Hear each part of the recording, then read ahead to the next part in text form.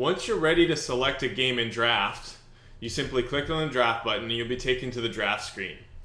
Top of the draft screen, you'll see the name of the draft, you'll see the name of the contest, when the game starts. You can click on the details and rules and get that information again if you need to. And something that Fantasy Aces does that no other site does is give you this fun visualization of your roster. It just adds more fun to the process, and I think that can get lost a lot of times on some of these sites. So your roster's off to the right. You've got your total salary of $55,000. It gives you your average per player left.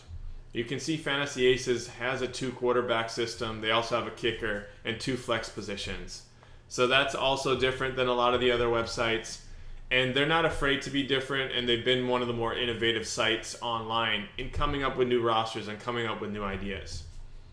Down below, as you're searching for players, you can select the matchup that you're looking for. So if you know you want to stack Philadelphia against Jacksonville, you can select that game and you'll get all those potential players. You can also select all and see all the players. You can search by a player name.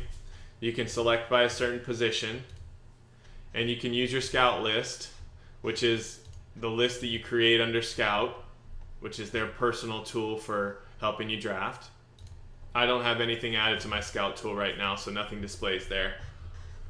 But once you're ready to look at a player, you can click on their name and get some information. You have recent news, so you'll be able to see if the player's hurt. You can see what they did in recent games, which is important to a lot of people. And when you're ready to draft, you simply click the draft button. Add your player. You get a nice pretty picture of Peyton Manning's ugly mug. Your player adds to the roster and your salary automatically updates, and you see what amount of average per salary you have left.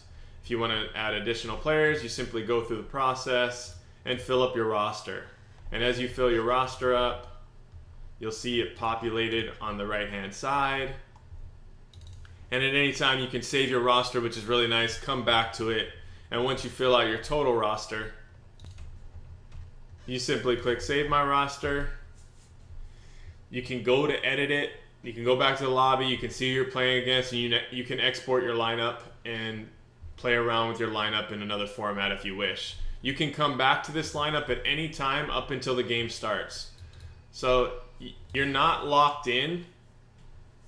It's just an original assessment, and I think it's always good to get your team up there, play around with it a bit, do some research, and come back to it if you want to. Super easy process. We really like their draft screen. We like how visual it is. It's more fun than other sites, and it's a little bit more innovative.